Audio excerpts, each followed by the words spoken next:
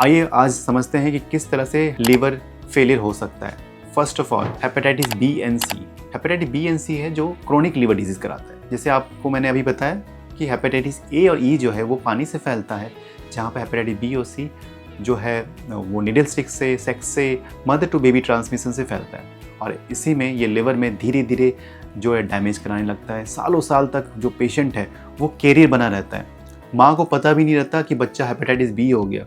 कई बार बच्चा का जो है 30 साल का, अभी मैंने एक हाल फिलहाल में एक पेशेंट 12 बजे रात को खून की उल्टी के साथ आए थे, वेंटिलेटर पर चला गया था, बहुत ज़्यादा ब्लीडिंग हुई थी। और जब हमने एंडोस्कोपी किया और वो बिहार का रहने वाला था, पटना का, उसका हेपेटाइटिस बी निकला। बचा तो लिए, लेकिन जब उनका चेकअप हुआ, जब वो होश में आए, वेंटिलेटर से निकले, तो उन्होंने कहा कि हाँ मेरे ब्रदर को भी लीवर में जॉन्डिस हुआ था, उसको भी गफलत हुआ था, लीवर में कैंसर हुआ था, वो बच नहीं पाया। बोला आपने चेकअप नहीं कराया? बोले बाबूजी मुझे पता नहीं था इसके बारे में, हमें तो लगा कि उसको कुछ बीमारी होगी। जब चेकअप करने गए तो उनके सारे भाई लोग को हेपेटाइटिस बी हो रखा था, मदर से मिला था, तो माँ का भी टेस्टिंग हुआ था। तो याद रखिए hepatitis B and hepatitis C जो है ये फैलता है। 5 करोड़ से जनता ज़्यादा इंडिया में हेपेटाइटिस बी से ग्रसित है।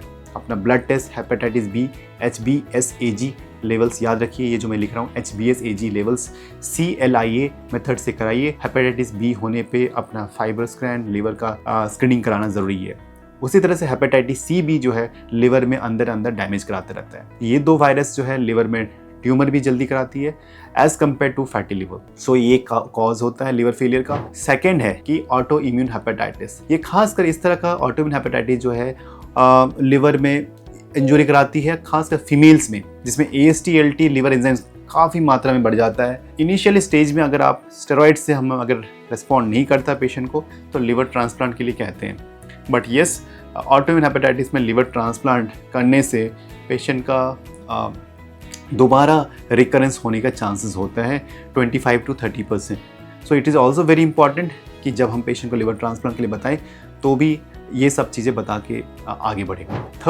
थर्ड है कि जहाँ पे मैं देखता हूँ कि आजकल drug induced liver injury is very very common. ये ऐसा क्या होता है, मतलब क्या होता है ड्रग इंड्यूस्ड लिवर इंजरी? डीली कहते हैं, डीली। कुछ मेडिसिन हो जैसे पेन किलर्स होते हैं, मेथोट्रेक्सेट जैसे बहुत दिनों तक दवा चल रही है आर्थराइटिस की। बहुत सारे जो जिम जो जाने वाले होते हैं स्टेरॉइड्स लगाते हैं, थायरॉक्सिन का हार्मोन्स लगाते हैं, ग्रोथ हार्मोन्स लगाते हैं। ये सारे जो है लिवर में अंदर में डैमेज कराने लगता है। एनाबॉलिक स्टेरॉइड जो है लिवर में डक्ट्स को काफ़ी डैमेज कराता है।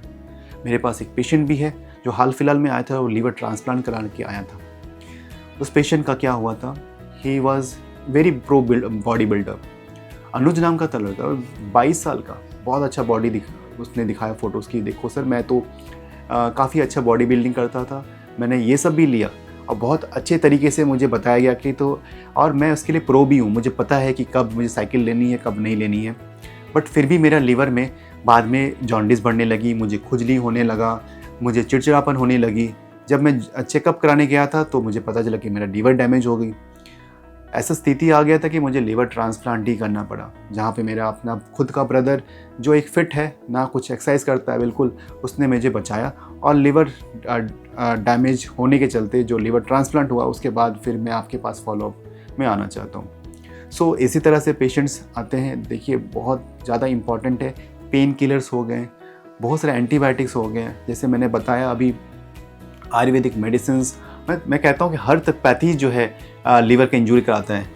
मैं किसी पैथी के अगेंस्ट नहीं हूँ, बट याद रखिए हम तो अपने आप को कहते हैं कि हाँ ये सब डैमेज है, बट बहुत सारे ऐसे भी हैं जहाँ पे कहते हैं कि they are no side effects, but उनके बहुत सारे साइड इफ़ेक्ट्स होते हैं। याद रखिए लिवर तो अपना है, अपना लिवर फंक्शन टेस्ट कराएं। एक और मैं आपको बताना चाहता हूँ, हाल फिलहाल में एक पेशेंट US से आए।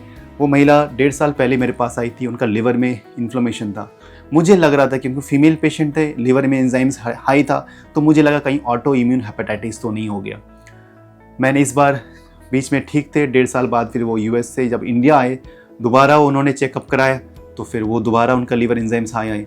तो इस बार बड़ा परेशान थे वो। मैंने बोला आप मैडम आप प्लीज़ लिवर बायोप्सी कराओ, मुझे लग रहा ऑटो इम्यून हेपेटाइटिस है, हो सकता है। उन्होंने और कोई हिस्ट्री नहीं, मैंने बार बार पूछा कि और कोई तो दवा तो नहीं लेते, वो नहीं लेते।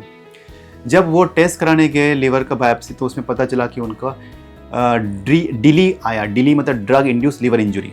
जब उनसे पूछा कि देखो मैडम, कोई तो दवा खा रहे हो, चाहे जड़ी बूटी खा रहे हो, तो उन्होंने नाम लिया। अब उसका नाम बोल के बहुत कंट्रोवर्सी में जाऊँगा, बट गिलॉय थी। गिलॉय से पूरा लिवर जो है इंजरी होने लगी थी। अच्छी बात है कि फाइब्रोसिस डैमेज नहीं हुआ, बट येस लिवर में काफ़ी इन्फ्लेमेशन हो गया था। दवा बंद करते ही वो उनका, और हमने जो मेडिसिन कुछ दिया था एंटीऑक्सीडेंट्स, उससे बहुत जल्दी रिस्पॉन्स हो गया 10 to 12 डेज़ के अंदर।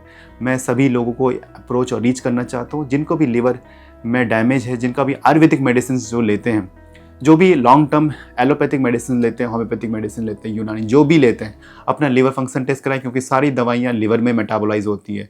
देखिए कहीं आपका लिवर में इन्फ्लेमेशन तो नहीं है।